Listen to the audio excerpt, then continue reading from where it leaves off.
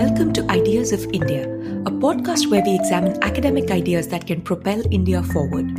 My name is Shruti Rajagopalan, and today my guests are my close collaborators, Prakhar Misra and Shreyas Narla, both research associates at the Mercatus Center working on the Indian Political Economy program. The three of us have been working on a new Mercatus Center initiative called the 1991 Project, commemorating the 30th anniversary of the economic reforms that partially liberalized the Indian economy. Through this project, we hope to revive the discourse on growth-centered economic reforms in India by focusing on the ideas that drove them. In the coming months, we will publish essays, data visualizations, oral histories, podcasts, and policy papers demystifying the Indian economy and the 91 reforms.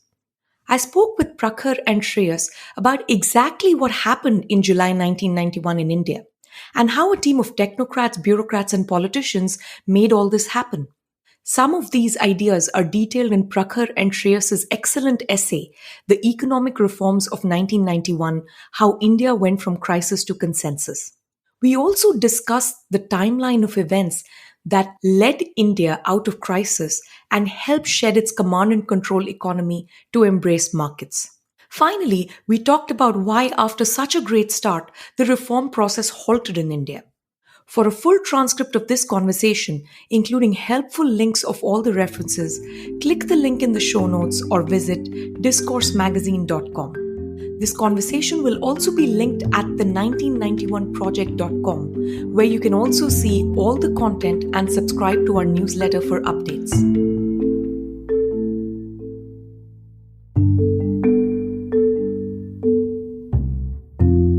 Hi Shreyas, hi Prakhar, welcome to the show.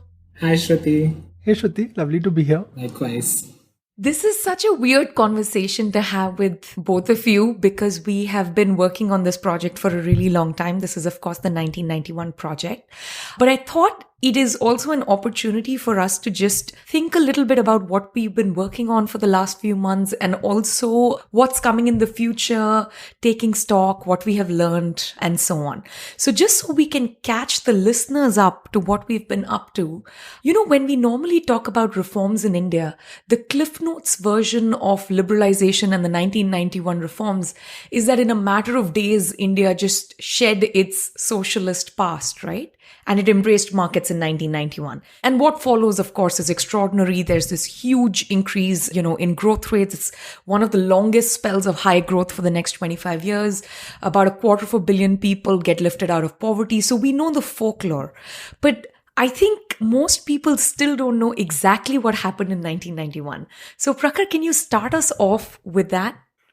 Sure, and very excited to be here and discuss this with you, even though we worked on it quite a bit. 91, the crisis resolution really began with Manmohan Singh's speech on 24th of July when he gave two primary orders. One was to control and contain the fiscal deficit. And the second one was on the back of the devaluation that he had done 2 weeks ago, right? So in over two phases, the Indian rupee was devalued by almost 20%. And this was done in order to sort of increase exports and improve our foreign exchange reserves and things of that order. And his announcement in his speeches were really twofold. One was the containment of the fiscal deficit, which was done 2 or 3 measures: disinvestment in public sector enterprises where, they offered about 20% government equity to mutual funds. Reduction in fertilizer subsidy, which was a very unpopular move at that point in time with the 40% increase in fertilizer prices. And then he had to sort of slash it back to 30% due to some internal opposition to it a little later. And abolition of the sugar subsidy really. So this is, sort of controlling the deficit amount. And the second obviously was the foreign exchange and what impact that had. So things like, rise in petroleum prices and by almost 20% on some counts, right? And often we forget that the devaluation had to be complemented with trade policy and the sort of reforms there. So capping tariffs at 150% at that point, which were as high as 355, right? Reducing excise and abolishing export subsidies. And the last part of his speech really was about deepening capital markets and regulating them. So floor rates of interest, removing restrictions on those interest rates, and of course SEBI and the regulations that followed a few years later. This was really the ushering in of the era, and this was complemented by the trade policy reforms by Chidambaram and the licensing reforms. So to very quickly recap that, Exim script licensing system, which really deepened markets in India, right? So earlier there was the replenishment, licenses were replenished, but now with this new system in place, exporters could get a duty scrip which they could trade amongst each other if they did not need that. So really a market system was developing, and there were a bunch of other things like, export processing zones were being established, and state control was tremendously reduced by reducing the number of items under canalization and reducing the power on public sector trading. The core part of the reforms really was industrial licensing, right? Where in one stroke, licensing was abolished, and it had grown into this monster from Industrial Policy Resolution of 1956. And then you complicated it by adding locational restrictions and investments and things of that sort. And now there were just a list of 18 industries where licensing would be required, another list of maybe 5 or 7 industries which were reserved for public sector enterprises. And these two because of strategic purposes and social reasons, right? So atomic energy, defense, like those are the kind of industries that were there in this. And and broadbanding was allowed. Locational criterion were significantly watered down. There were 3 other things that were announced in the new industrial policy. One was foreign investment in technology was welcomed, finally. About 51% foreign equity in high priority industries. And, no longer did you need the government's nod on involving foreign experts in vetting our industries and their own technologies and things of that sort. So they could hire foreign technicians, they could negotiate the terms of technology transfer basis their own commercial judgment, which was completely taken by the government earlier. And this gave a lot of freedom to the markets in order to become more efficient and more productive, which leads me to the public sector enterprises, which were neither efficient nor productive. And there was finally a recognition of that. This came on the back of the Arjun Sen Gupta committee report, and there are issues with that which we can discuss later. But the problems of productivity, project management, overmanning, lack of technological upgradation, these are the things that they were trying to sort out. Largely, the broad point was government is going to step out of public sector enterprises by offering 20% of its equity to private sector and mutual fund houses and things of that sort.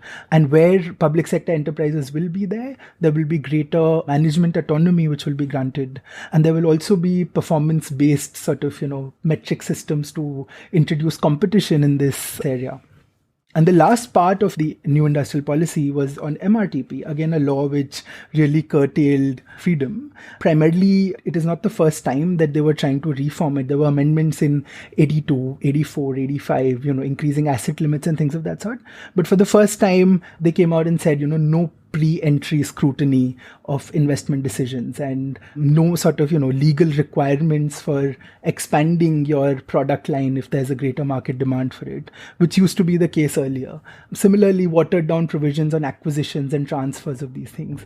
And we really sort of broke out from a shell of a socialist sort of regime into a more market-friendly society. The licensing system really started in the 40s and the 50s, and it kind of entrenched itself in the 60s. And by the time you came to the 70s, there were like 3 key attacks. So one was on foreign collaboration, which was discouraged entirely. In fact, the total FDI flows over the 70s barely increased from maybe about 900 odd crores in 1972 to about 930 crores in 1980, right? So over a period of 10 years, we basically achieved very little investment, which was important to finance the plans, by the way, because India did not have money and inflation had crossed 20%. So anyways, things had become much more expensive as a consequence. But still, commodities such as consumer goods were just not permitted foreign collaborations, right? And the biggest blow came in when FERA was enacted, which basically forced foreign companies to dilute their holdings to 40%.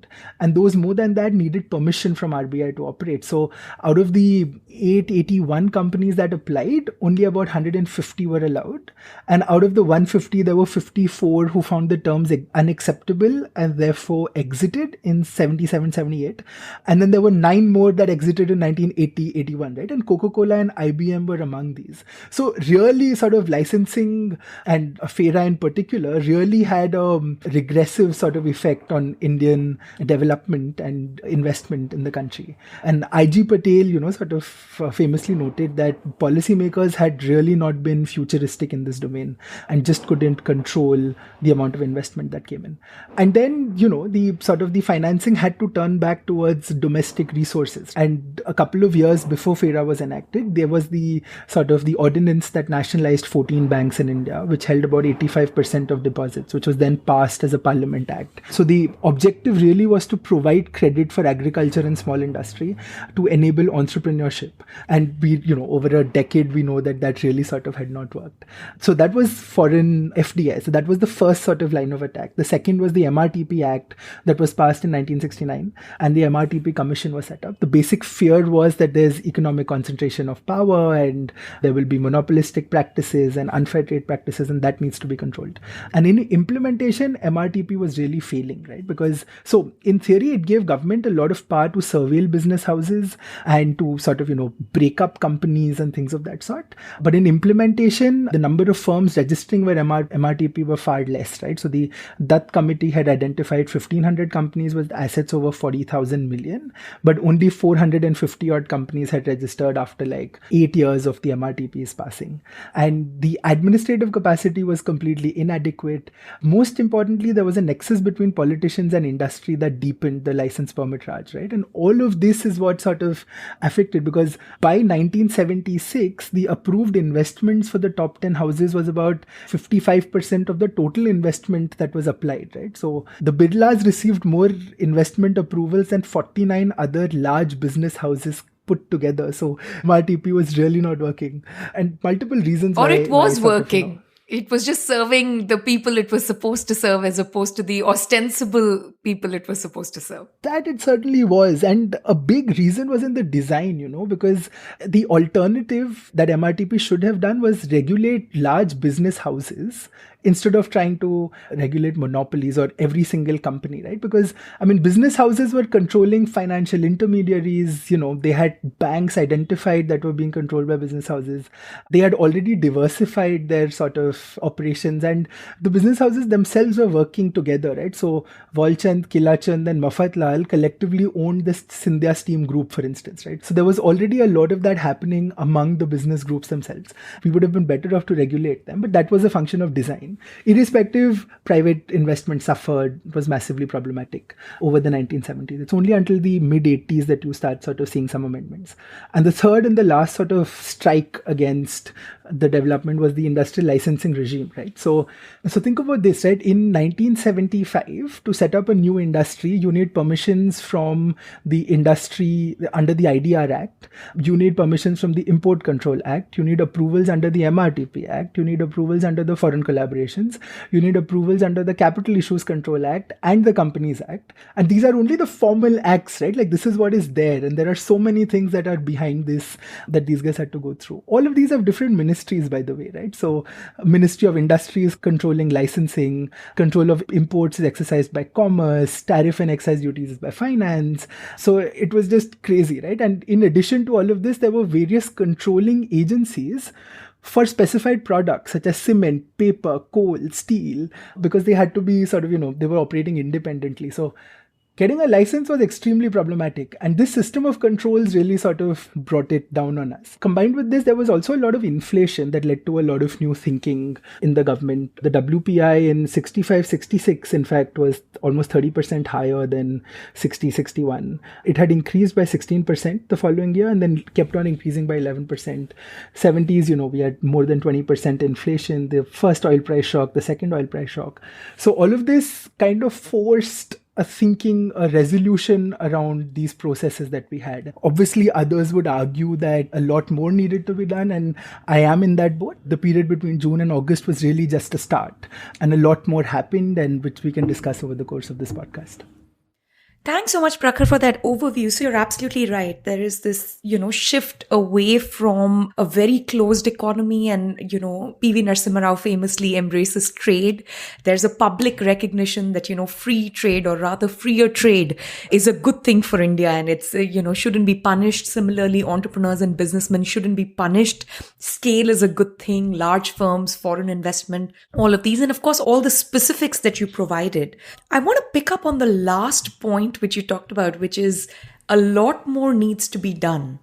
And I think all three of us are in agreement there, but it is still quite extraordinary that any of this got done, right? It just feels like a time when things happen really, really quickly. The 30 years since, July, August 1991, we haven't seen the same pace of reforms, though they've come in fits and spurts. So what was going on politically at this time that allowed, these reformers to actually push this agenda through? Or was it difficult? Was it easy? Shreyas, can you tell us a little bit about this time politically? Thanks, Shruti, for that question. I think truly appreciate what happened or what Prime Minister Rao's government pulled off in 1991. I think it's important to just take one step back and look at how central governments were formed until 1989. So Indian National Congress, individually and even with its alliances, garnered majority of the seats in the lower house since the first election, except the 3-year rule of the Janata Party, but that also came in the aftermath of the emergency. And if there was any notable change of order, it was only when there were deaths of prime ministers, whether it's Nehru or Shastri or Indira Gandhi. And in fact, the 8th Lok Sabha that was formed after the 84 elections and after the assassination of Indira Gandhi brought Rajiv Gandhi into power, riding over the majority of 414 seats in Lok Sabha, the highest majority any party has ever garnered in Indian history before and even after. So in 1989, when his regime ends, begins a series and a period in Indian political history that until 2014, so we're talking about 25 years, where not a single political party has a majority in the lower house to form the government. There are successful coalitions in the 2000s and 2004 onward, but until the Modi regime comes into power, we don't have a single party having that kind of majority. December 1989 to October 1999, when it's even worse, where we do not even have alliances being able to go past the 272 mark in the laws. We have a series of minority governments that are somehow relying on outside support of allied parties or ones that vouch to support them in passing off a certain bills. The P.V. Narasimha Rao government that was formed in June 1991 comes riding on the failure of 2 previous minority governments that formed between 89 to 91. The V.P. Singh government that lasted about 343 days, and then the Chandrasekhar government that technically lasted for 5 months but had to handle the 2 months as a caretaker government before the Rao government took over. That was the political climate in which this government was operating. P.V. Narasimha Rao also, when he comes into power, doesn't have the majority. He's essentially riding on about 232 seats, and he has a support, some sort of outside support of the National Front and the left in that sense. But he doesn't have a majority. So that's the political climate in which the Rao government is operating from the outside. The second is within the Congress establishment as well. So the 1991 general elections saw the assassination of Rajiv Gandhi, which left Congress completely leaderless. And that meant that there was already competition within the Congress to who should become the party president and then eventually the prime minister. Rao was already a representative of the old guard that was on its way out. And he's already facing contenders in the new heavyweights of the party, in Sharad Pawar, in Arjun Singh, in N.D. Tiwari, and there are multiple accounts there. Sita Patisburg, R.T. Pradhan, who was the Junior Home Secretary of Rajiv Gandhi, and even Dr. Pranab Mukherjee, our former president, who write in their memoirs, the biographies written, about how there was very intense contestation within the Congress party about who will be the next leader. So when Rao comes in and he takes over, it's not that it was an easy giveaway even for him. And then he enters into a phase of dealing with this economic crisis on day one of his job as a prime minister. And he builds together a team of technocrats, the most important being appointing Manmohan Singh, Dr. Manmohan Singh as the finance minister. But even that doesn't ease out what they go on ahead and do. So taking off from the different reforms that Prakhar talked about, the tussle with which they had to deal with internally for pushing these reforms is just exceptional. First is the devaluation which was carried out. Now, this was within the first week of taking office, Dr. Singh sends a handwritten note to Rao recommending a 2-step devaluation. And, RSA talks about the levels at which it was done. But this is done without cabinet approval because there is a history in 1966 when there was an earlier devaluation and that didn't sit well with that establishment at that point in time, which was a heavily socialist government under Indira Gandhi. There is that baggage with which they're operating. So they go past an entire process that was there with getting a cabinet approval. So when that happens, there is pandemonium within the Congress and outside the Congress. So much so that Rao does not want to go ahead with the second devaluation, which was scheduled for 3rd of July. But the things were at such fast pace that C. Rangarajan, who was the deputy governor of RBI, informs Singh that, sorry, you can't take this back, it's already been done. And immediately in the aftermath, you have opposition leaders, particularly Jyoti Basu, the West Bengal's chief minister, writing in letters offering publicly that there could have been an alternative approach than the approach taken by the government. And so there is that negotiation that is going on between Manmohan Singh and the letters exchanged with Basu about this. Jairam Ramesh talks about this in his book on the event. So that was to the extent of how devaluation played out. Then we had the episode of the no confidence motion. And this is 3 weeks into office and Prime Minister Rao is facing a no confidence motion. And now there are multiple accounts of about how he appealed to the right by quoting hymns and chants from Sanskrit. He appealed to the old socialist guard by talking about how these policies are not really out of the blue, but they're really a carry-on of the Nehruvian philosophy and the approach of the Rajiv Gandhi governments, and how this is really something that is a natural progression to what existed before.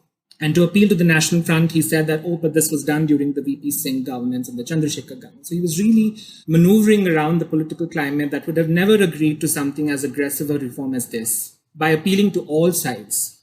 Now, that motion, it's an interesting situation because BJP was bound to say no to this because they were riding on the back of North Indian traders who were very averse to the idea of foreign competition. The left would never agree to a market economy, theoretically and ideologically. And the National Front, by then, had become the voice of oppressed groups, would have seen as this some kind of, an abdication of the state's responsibility in its role in upliftment or welfare work and all of that.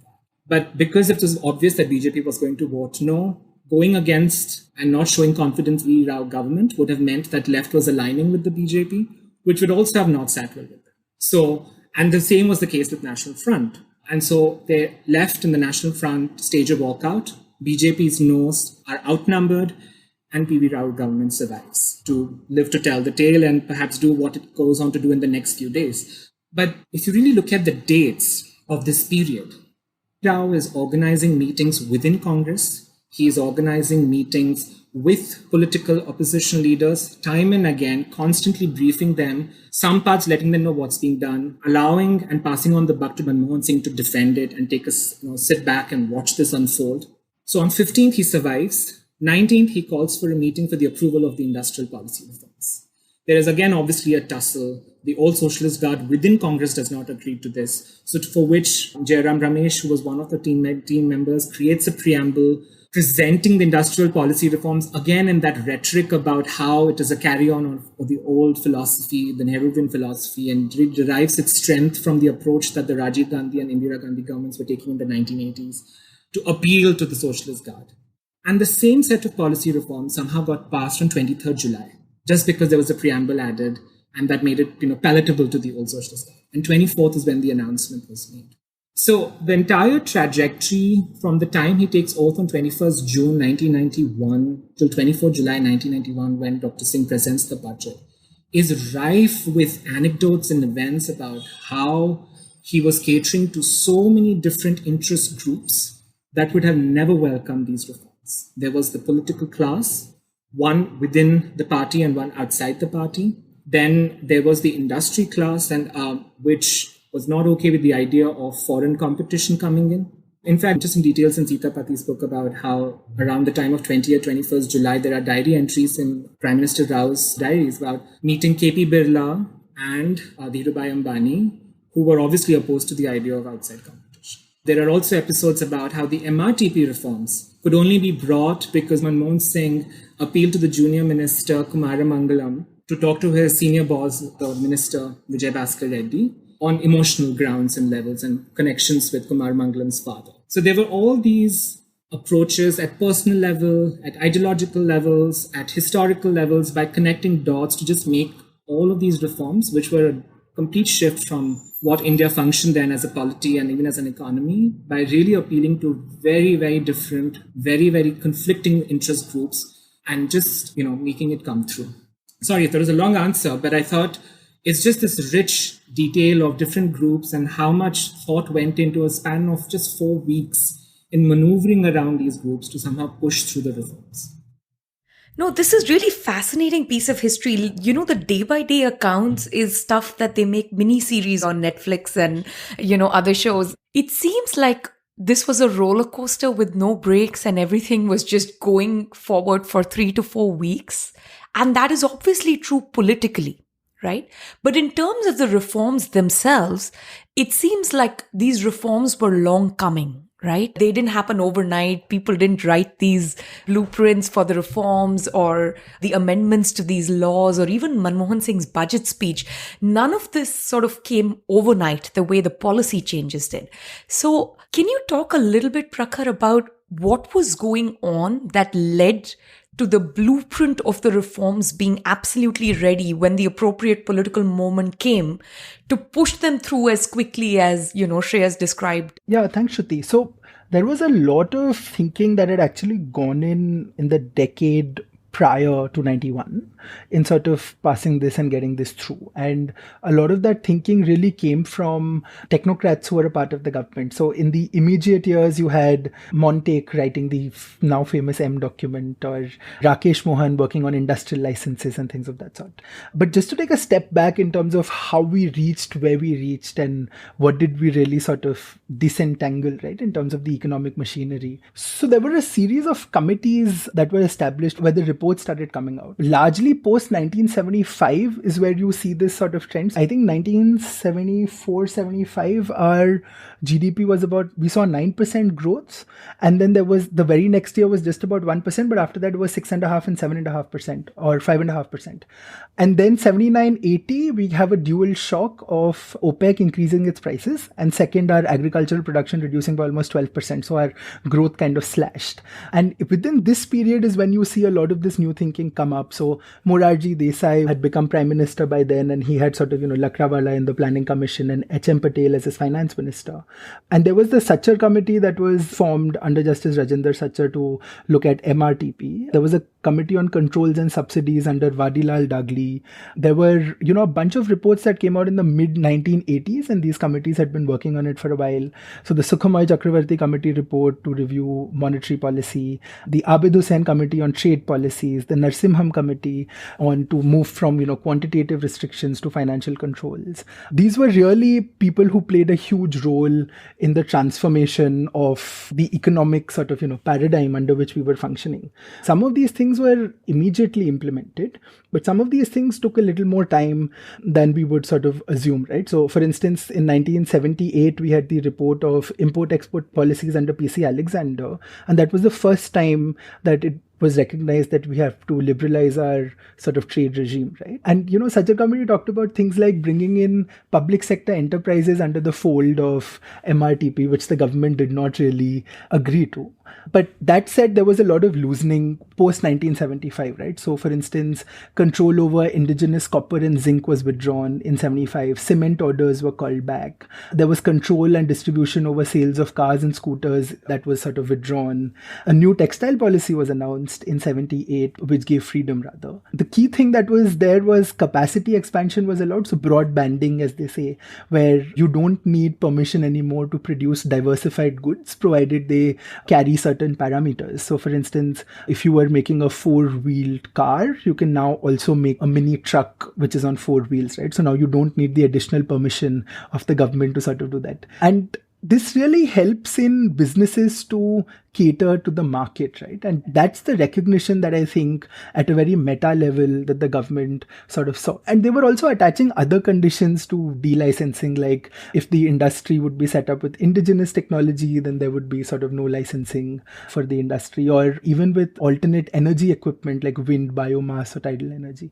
And you see the difference. So the breaking point view, like the statistical view, for instance, like Jessica Seddon-Wallach does, she identifies the robust years as 74 and 80. But you see others like Arvind Pangaria, who talks about how it is only post 85, that's post Rajiv Gandhi, that you really see a lot of change, and specifically post 88, 89, right? So these policies were taking time to percolate. And this period is, sort of also largely known as liberalization by stealth. It's coined by Pangaria himself. So, in this context, it seems like for about a decade, there are all these committee reports. There's huge recognition within the bureaucracy and sort of like elite intellectuals that clearly this commanding heights of the economy and license permit Raj and all is not working, right? Then why does India have this massive crisis in 1991? Like, what is the balance of payments crisis that actually forces India to usher in the next stage of reforms? Post 85, A, there was a lot of public spending, and B, there was increased spending over defense expenditures. The Bofors scandal happened then, and then VP Singh sort of left the government because he saw some financial issues happening in the defense ministry.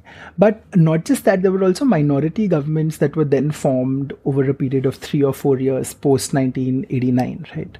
With VP Singh coming to power, as Shreyas explained, and then sort of Chandrasekhar, and then finally Rao. During this time, the current account deficit of India during the time of the 1980s really increased from minus 1.7 of GDP in 1980-85 to about minus 2.9% in 85-90. But that wasn't the only problem. The real problem was we were spending more than we were earning. And by more, I mean way more, right? So our total external debt really increased from 20.6 billion in 80-81 to about 64 billion in 89-90, which was unsustainable. I mean, Manmohan Singh in his speech talks about the interest rates that we had to pay in 91, and they were 4% of GDP and just about 40% of our revenue receipts, right? So 40% of how much we're earning, we just have to pay in interest, leave alone everything else.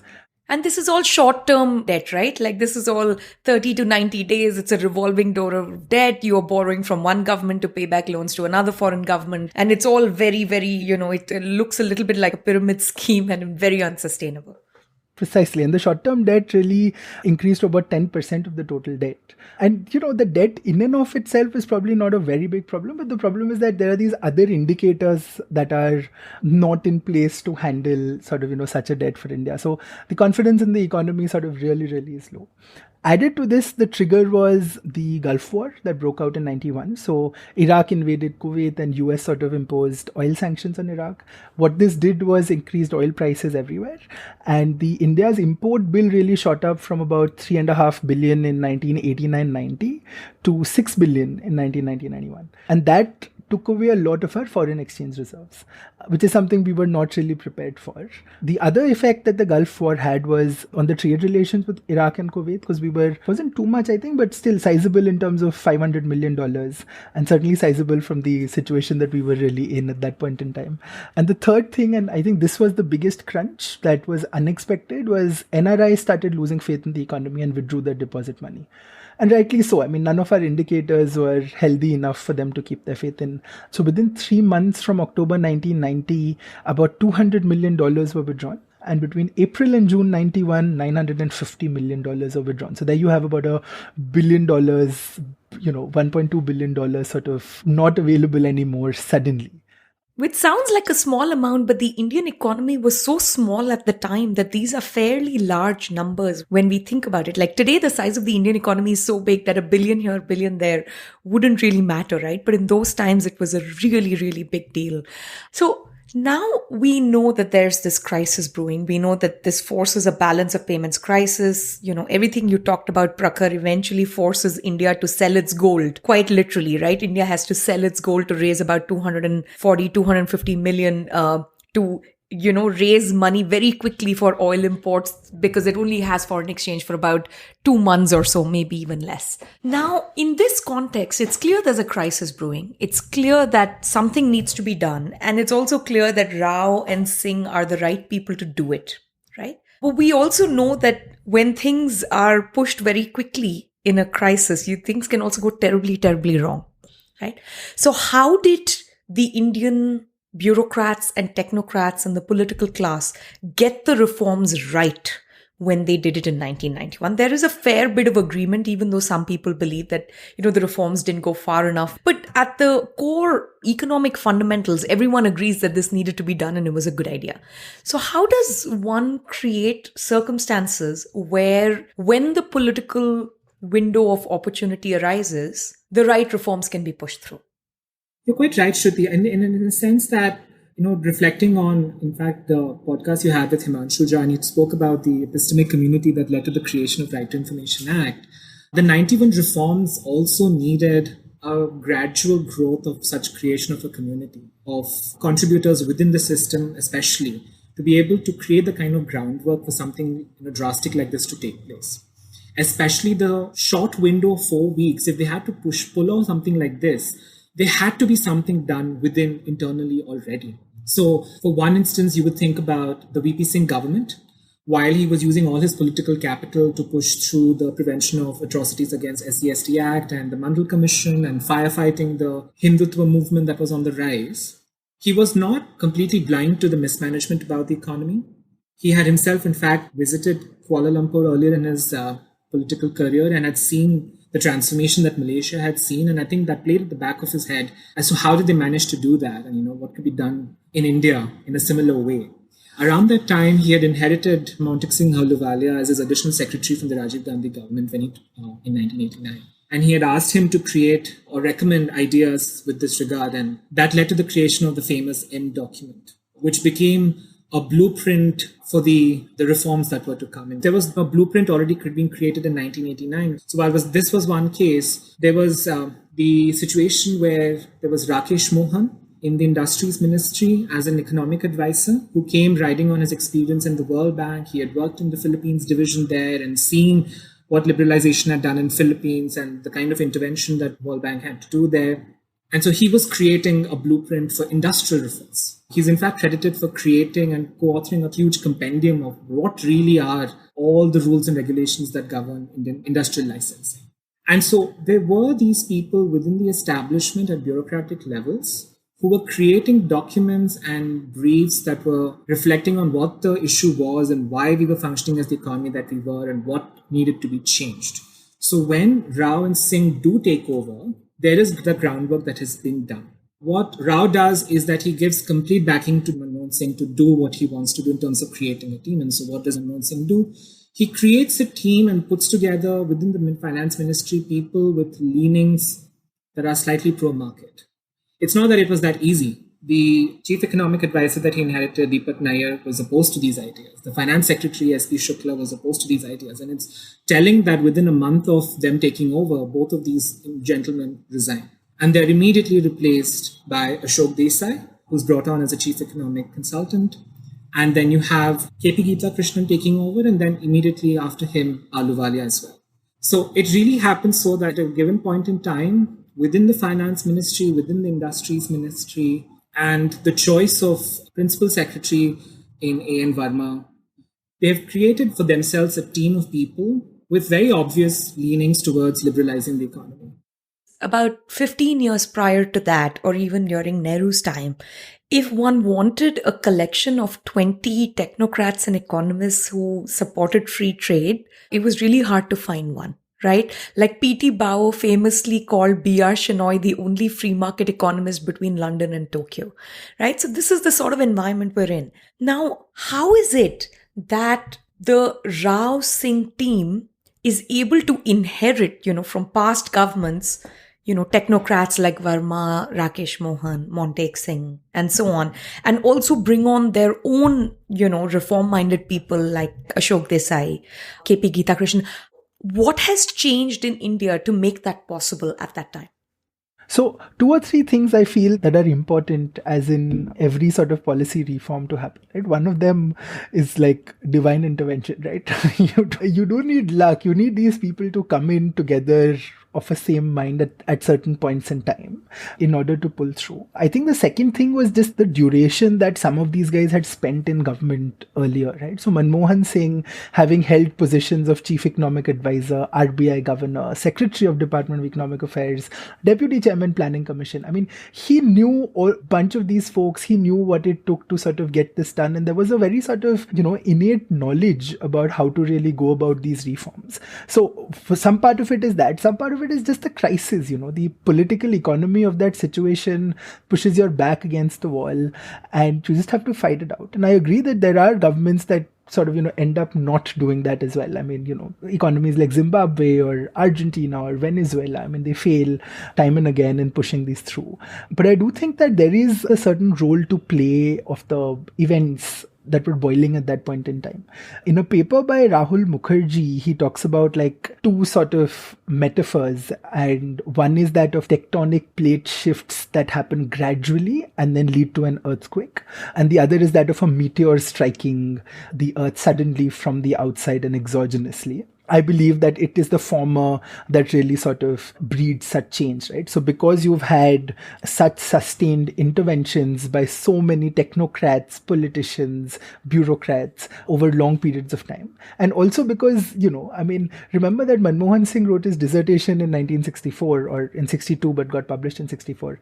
And he was called 1% Singh when he came to the RBI because he famously said that he's going to bring down inflation to less than 1%. So there was already commitment to these reforms, and he was very sort of reform minded in that sense. So I think, like, to sum it up, three things: divine intervention, very important, the individuals and their experiences that they carry, and third, it's just a lot of individuals who have sort of given multiple policy prescriptions that have just sort of seen their way through government for a long time.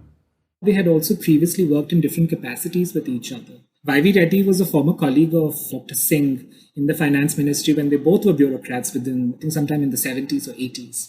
And there's also the association between Ahluwalia and Dr. Singh and so on and so forth. So there are these pre-existing relations that were there between these folks. So when that team came together in 1991, there was that familiarity also with which they were going to work. In fact, for the kind of way the Indian bureaucracy works, that sort of familiarity also makes it easier to get past, especially when they're also like-minded. I would add one more thing, which is, some of this, you mentioned Argentina and Venezuela and Zimbabwe, Prakhar. A lot of times when there are these kinds of balance of payments or currency crises, right? The IMF and World Bank show up with their conditionalities and, sort of like a ton of bricks on sovereign governments and tell them, we'll give you the loan and we'll bail you out, but you need to do A, B, C, D, E, right? And typically these are very difficult prescriptions and there's no real buy-in from the government, of that country, from the people, from the bureaucrat and the political elite. Because basically you're telling these governments to cut spending and sort of tie their own hands and, disappoint their own constituents and so on. I think one really important difference is, even though a lot of this bleeds off the Washington consensus, the Washington consensus, parts of it became homegrown. As members like Jairam Ramesh, Montek Singh Ahluwalia, Rakesh Mohan were all somewhere part of that consensus during their stints abroad, and they managed to create a homegrown version of that, right? They managed to have buy-in locally. And of course, as you and Prakhar said, that then they also need to know how to maneuver it. There's an insider-outsider element, right? It's one thing for the World Bank or the IMF to just show up and say, you need to push this through and we don't care exactly how it's done. But these people knew how to move files within, right? Dr. Singh, having held every single important technocratic position that any economist can hold in government, I don't think anyone else has that record. I think that kind of tacit knowledge on how these things move and maneuver across different ministries and how to get these things done, this is typically absent when it is shoved down the throat exogenously, right? So it really does need to happen within, which is, again, not to say everything is like perfectly fine since the reform happened, but there is something quite interesting about these reforms from that point of view. Completely agree. In fact, what you're saying becomes crystal clear when we compare the 66 and the 91 episodes, right? Even in 1966, we had a similar situation as in 1991, where our foreign exchange had reduced down and we just had sort of, 2 months worth of foreign exchange for imports and things of that sort. That was largely because of increase in defense expenditures on the back of the 62 war and the 65 war and the two droughts that we faced, one in 65 and one later in 67. And amidst this, a complicated sort of, foreign policy emerged, and sort of America was really kind of bullying us, there's no other way to say this, into accepting certain terms and conditions that they wanted to push through. And this came via multilateral agencies like World Bank, where George Woods was the president and Bernard Bell was the head of the mission for India. You read those conversations and you read those transcripts and you read the biographies of those people like B.K. Nehru and I.G. Patel and even reporters like Kuldeep Nayyar, and you realize there was zero buy-in to do the devaluation. In fact, RBI RBI at some point did not have the numbers ready to give Bernard Bell, and that is what really ticked him off. And that's why he wanted to really sort of come after us and accuse us that we're hiding our balance of payments figures. 1 month before the devaluation, it was publicly said that we will never devalue. 1 month after, it was said that yes, we devalued, but only in our interest. So you could see that dilly-dallying happening from the government side. And in 91, situation was quite different, right? I mean, people were largely agreeable to the devaluation. It was the secrecy of it that I think got to them from the accounts that we really read. And the second aspect of it, obviously, is that these people had spent a lot of time in such agencies. Manmohan Singh, right before he became finance minister, was chairing the South-South Commission. Before that, he was in UNCTAD. Montek was at the bank for some time, if I'm not wrong. Rakesh Mohan had spent some time outside at Princeton. Amarnath Verma looking at the East Asian miracle. So they did have a sense of how these things work, and therefore the buy-in, and therefore the sort of, the positive effects of such devaluation. So you're absolutely correct. The pressures of such agencies don't always work. We need the internal sort of fidelity in some sense to these ideas before we can implement them with some success. So, now it seems like in 1991, there was this great group of homegrown economists who were also, sort of elite technocrats who came in from abroad. And then there seems to be some exuberance that, reforms are a good thing.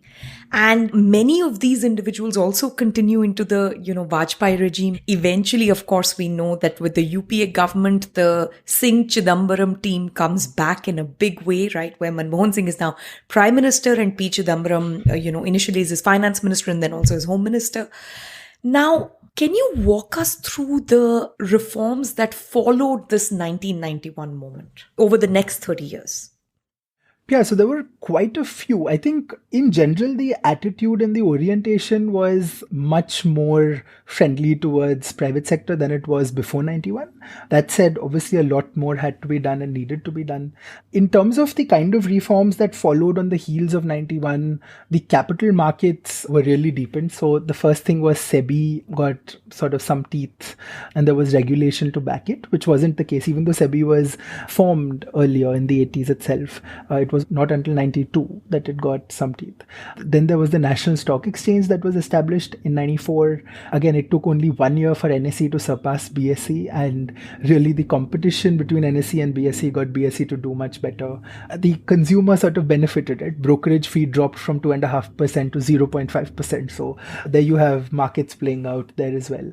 The National Telecom Policy that was started, and then sort of, TRAI was formed in 1997. I think these were some of the reforms that were implemented during the Rao administration, where they tried to follow through post 93 once the macroeconomic situation was stabilized. After that, under Vajpayee, I think disinvestment was a major thing that they tried to implement. The Bharat Aluminium Company, Hindustan Zinc, VSNL. These were some of the big ones.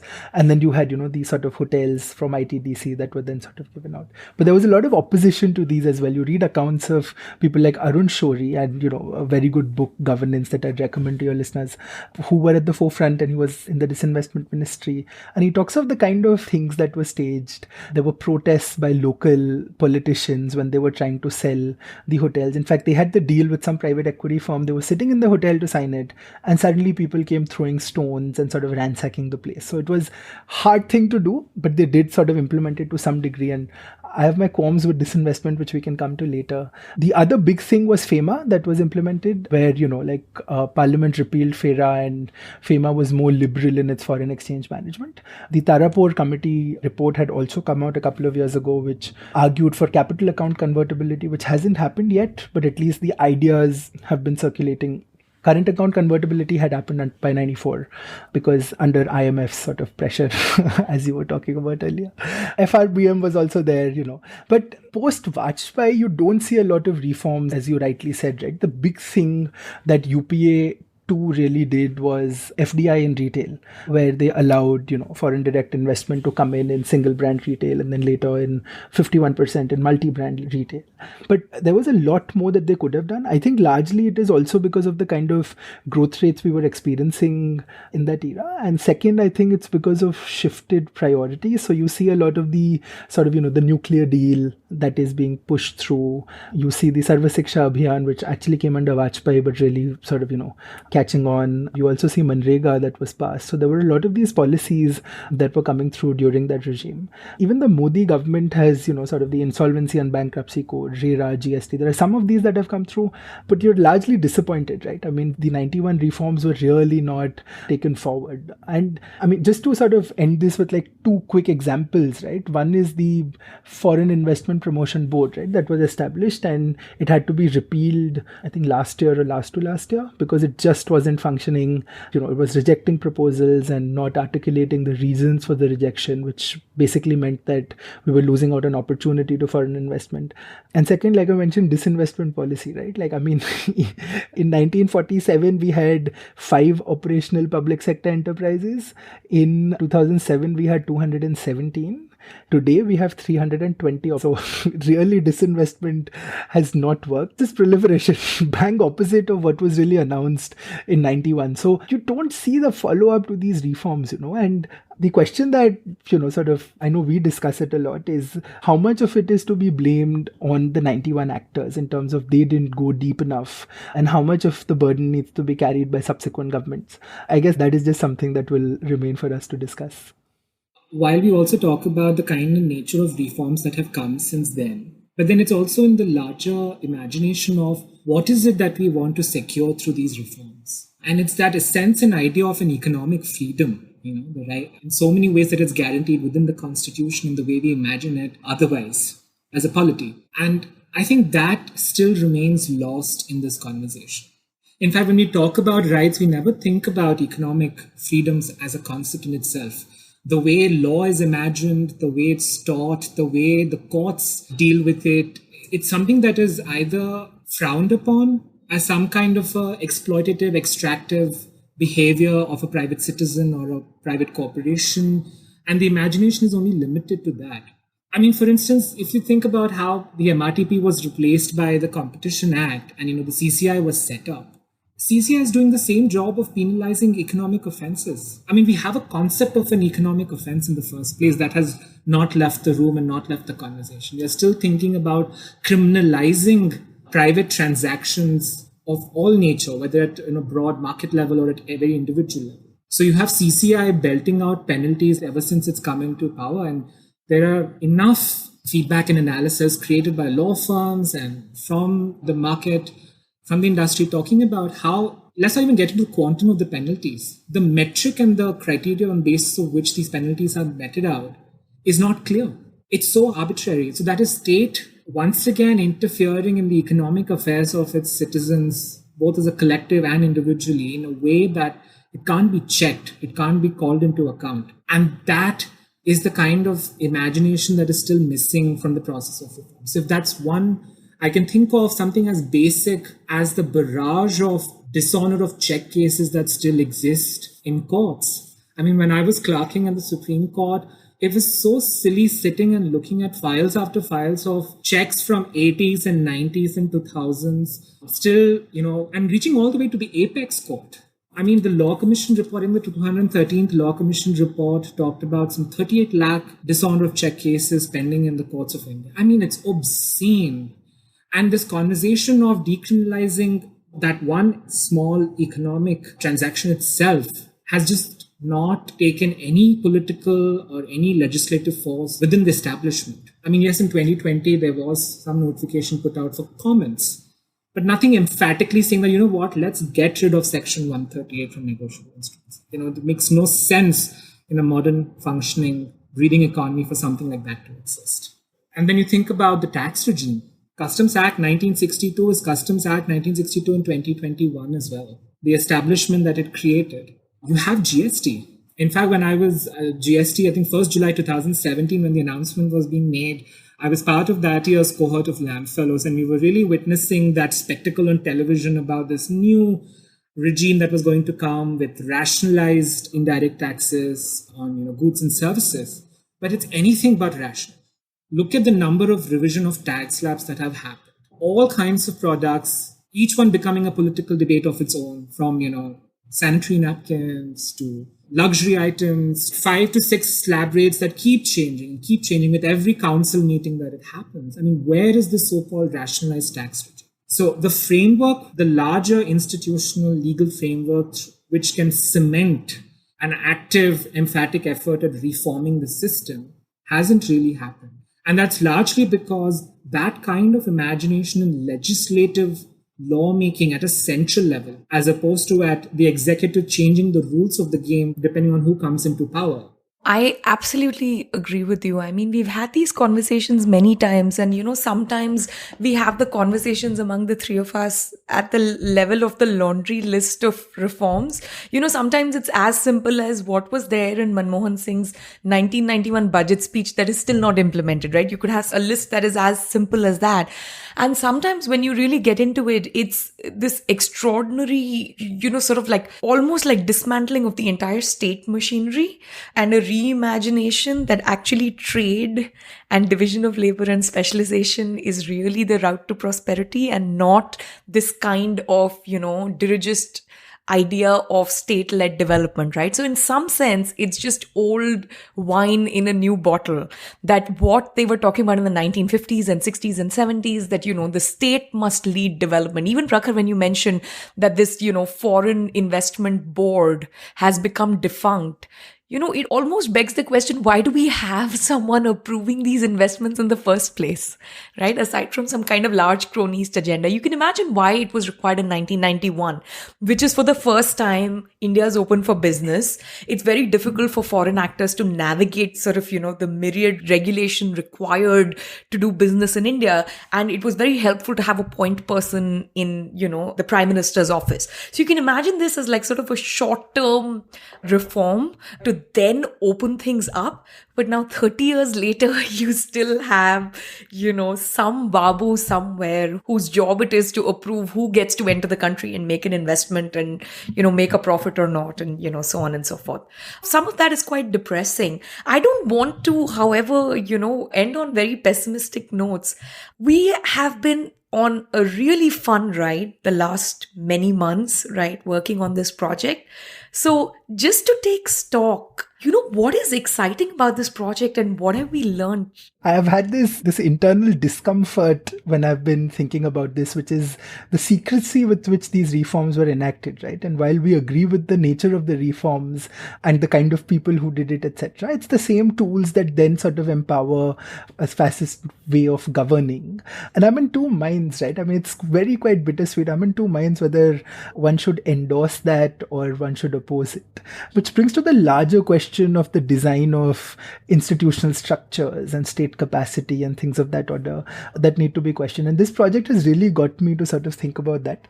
I'm quite a policy wonk in the sense of the word, which is interested in academic ideas and quite widely influenced by them. But I want to focus research on applied work. And the 91 movement really is a case in point where academic ideas come into application.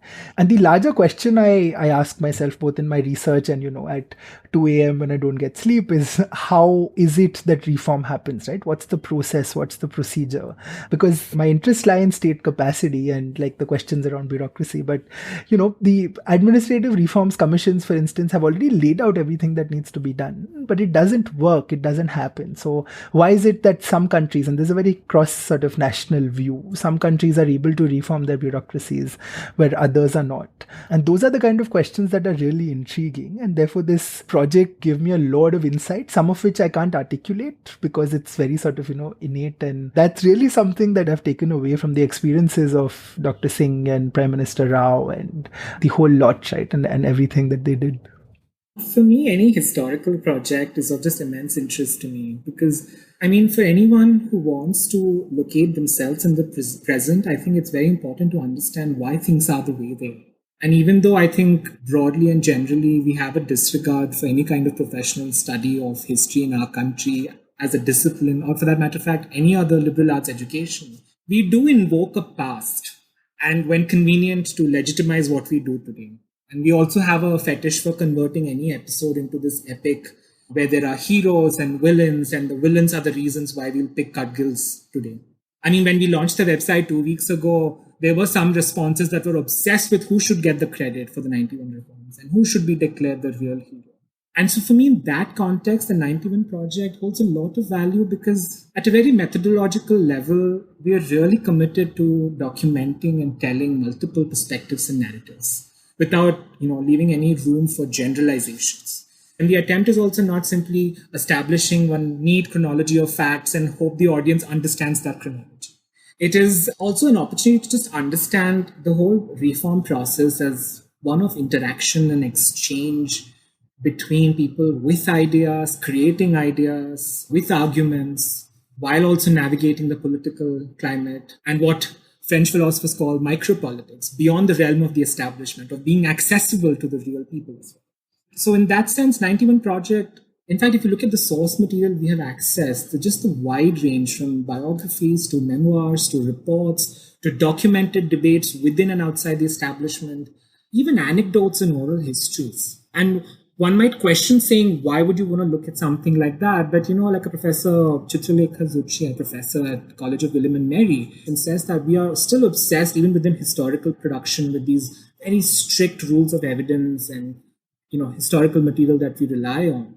But we also have to acknowledge that that kind of academic historical production will lose value in the larger run when it is not able to confront and bust popular history as well.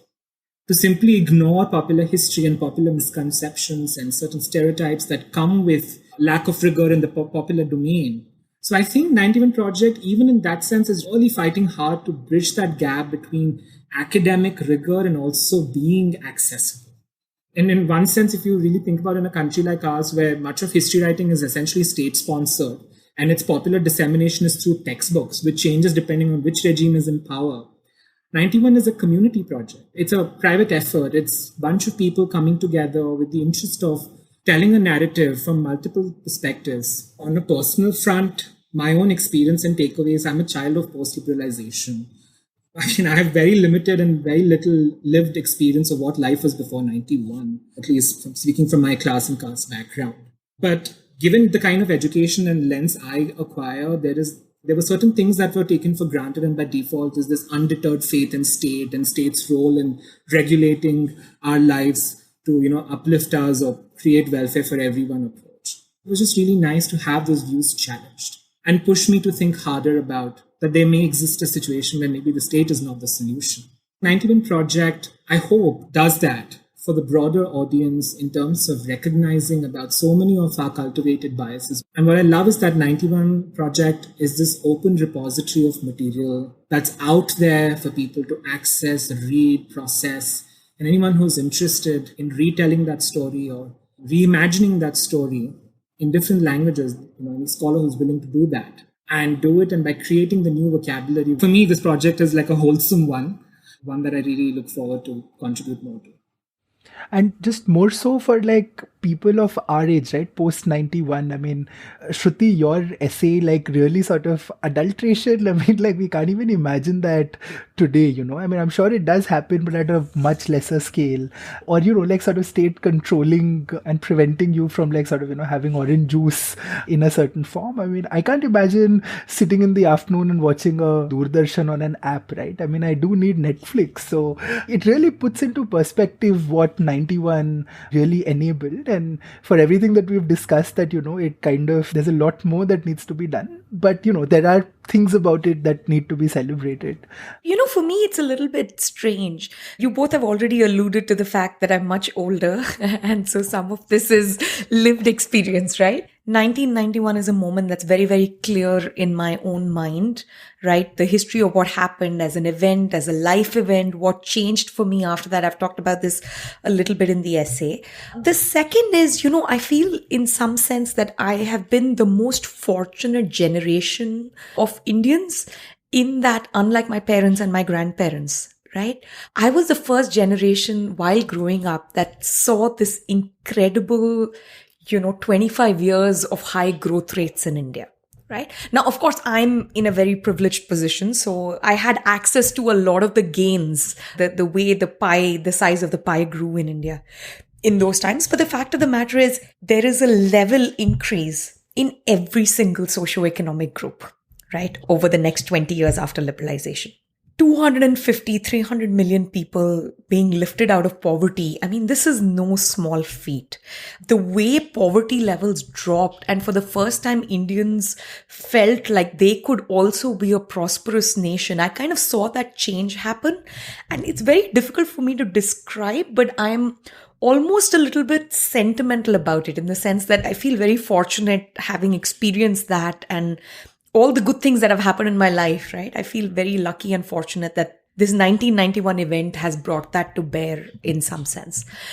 But the other thing I've been thinking a lot about, and what is exciting about this project to me, is I think I'm revisiting the importance of ideas and the sort of ecosystem that creates a pipeline of scholars and, technocrats, bureaucrats, everyone, right? So both of you have talked about how for Shreyas, who is very interested in history, this is sort of almost like a public history project, right?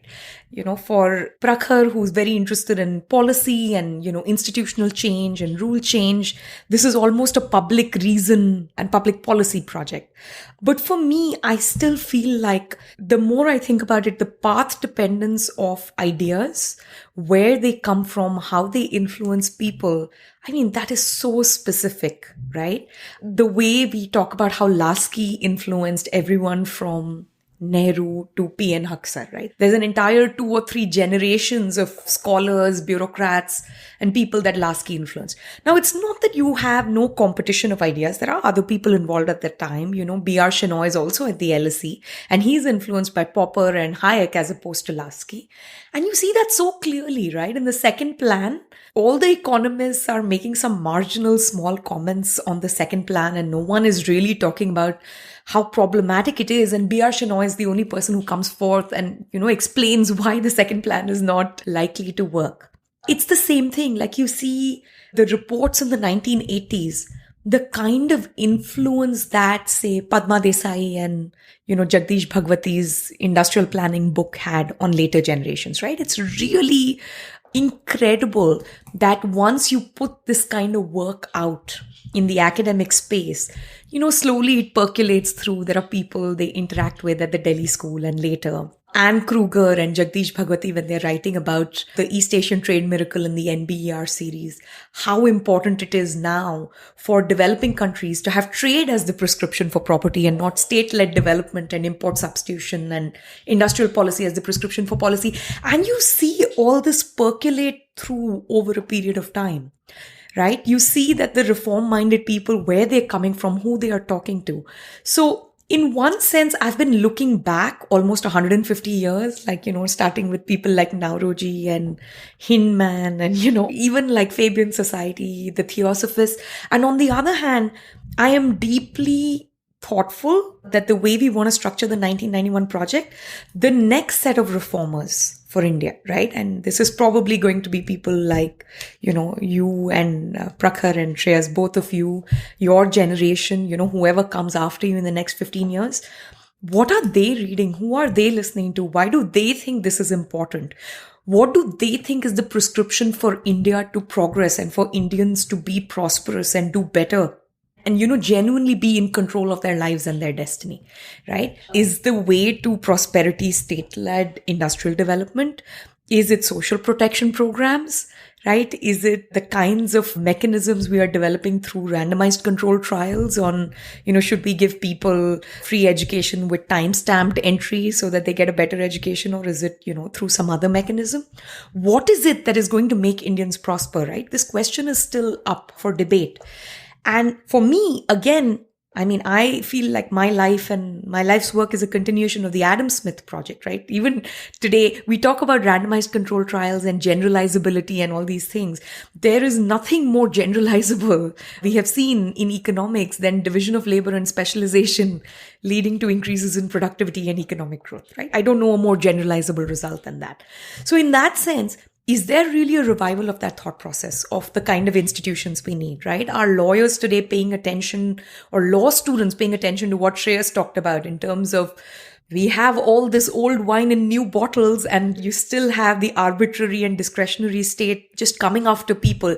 Maybe it's not as oppressive as FERA, but FEMA is pretty bad too. You're still criminalizing people for violating some form of currency controls and capital the procedure for search, just to interject, but just the idea and the imagination of evidence taking, of the powers given to police officers and investigation officers to search and seizure, of entering private property, and the way they go about and they conduct these evidentiary processes. It's shocking. It's shocking. It's still carrying forward, not even like from the socialist era. We're really talking about the imperialist era. Colonial procedures that are still on the books. So, I think unless we have that kind of imagination that can dismantle something on every granular level of how we have built the state and built and organized ourselves as a polity and as a governance structure, I think that's the bigger conversation, as you said, we should. We're at the start of a project, which is going to be a year-long project, but I really hope that we can communicate this, that ideas really matter, that a lot of these ideas aren't done and dusted, they're not settled. You can't just say rah-rah markets or rah-rah state-led development. We need to have like a deep thought process on what needs to be done to make India more prosperous. And I hope the 1991 project can kind of kick off that conversation. And, as Shreyas, you said, in multiple languages, if possible, multiple methods, right? We're going to do one part of it, which is oral history and voices, right? I mean, the women are just completely missing in the conversation. Yeah. When we did the bios on the 1991 project, the three of us were just shocked. Yeah, there's not a single woman. And some of it is, an accident of history, which is, how many IAS officers get into the pipeline who are female and therefore eventually make their way up to be additional secretary or joint secretary of finance. But it's also just, who is writing these histories and, are they including women and are they giving them credit and so on and so forth. So we have pieces on that. So, and I mean, we have some very exciting people like top rate world scholars who are going to do lecture series, which I'm very excited about to hear from economists, oral histories that we hope to document, interviews, podcasts, lots of macroeconomic, boring aggregate data that we need to parse through, right? So all of this is part of it. But you're right. What is at stake is sort of a larger conversation and a larger imagination. So maybe you guys will be the conduit to convincing your generation, right, on why any or all of these ideas are up for grabs. Completely agree. In fact, one of the biggest takeaway from this is that the processes punishment is also a punishment for the guy setting the processes. So you could see why even the Prime Minister and the Finance Minister had to sort of go their way around it. So I think we need to think hard about the kind of India we want to build as we move forward. Thank you so much for doing this podcast, but also thank you so much for working on this project. This was such a pleasure. Thank you, Shruti, for the opportunity. Such a joy. Thanks, Shruti. Really, lots of learning. Thanks for listening to Ideas of India. If you enjoy this podcast, please help us grow by sharing with like-minded friends. You can connect with me on Twitter at @SRajagopalan. In the next episode of Ideas of India, I speak with Uday Bhatia about his forthcoming book, Bullets Over Bombay, Satya and the Hindi film Gangster.